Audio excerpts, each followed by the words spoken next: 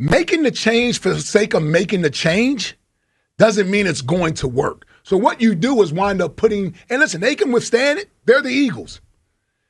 But it puts more pressure on you to be right about this because it's worked the other way.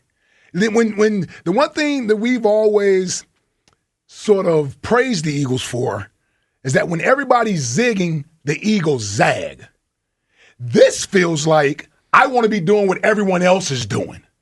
Oh, look at the Rams. Look at Sean McVay. Look at the Niners. Look at Kyle Shanahan. Look what they're doing. Oh, I need a McVay disciple. I need somebody from that coaching tree because this is what I want to do offensively. I'm sorry. Tip of the cap to Sean McVay for winning the Super Bowl 3 or 4 years ago. But how many other trophies on the case of Sean McVay and Kyle Shanahan and Matt LaFleur? How many other trophies on their case from what they've been doing? They got the one. They got the one. They don't have any others on the case. So the idea that I need to be emulating what these teams are doing, first of all, we don't even have that type of quarterback. We don't have that quarterback. And so now we're going to bring something in that he may or may not be comfortable with.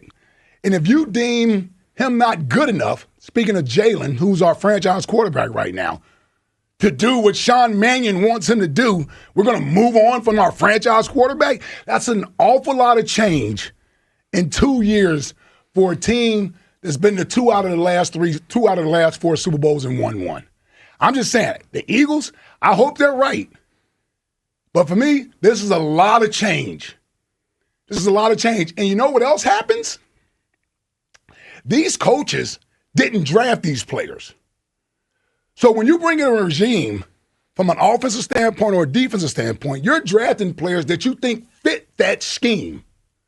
So what are we going to start doing? Moving our players out now? The players that helped us win the Super Bowl because they don't fit this scheme? All I'm saying is we're putting a lot of trust in a guy who hasn't earned that trust yet. I don't care how many people praise him.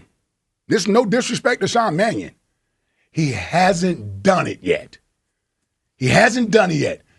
And the last time the Eagles wanted to be where everybody else was at and be new age or get ahead, they hired a disaster for a head coach and Chip Kelly.